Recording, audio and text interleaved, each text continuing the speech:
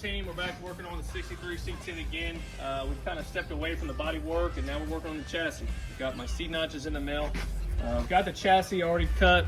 We did that before the video. This one's fitted. We're going to drill some holes and bolt this together and then tack weld it.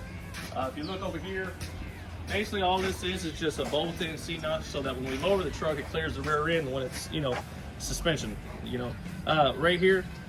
I just basically kind of drew a line where this fit, and I've got to remove this perch. This is the panhard perch. I got to remove that to fit this in.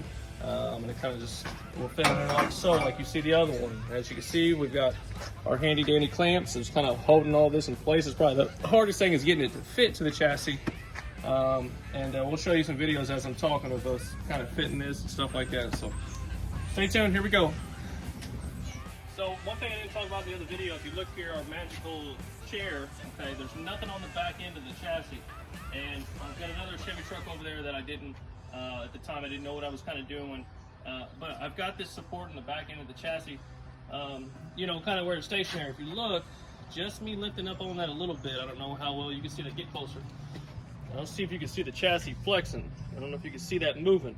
But now that we've got the other side in, we've got the chair supporting the back end of the truck so that it doesn't lose, its shape.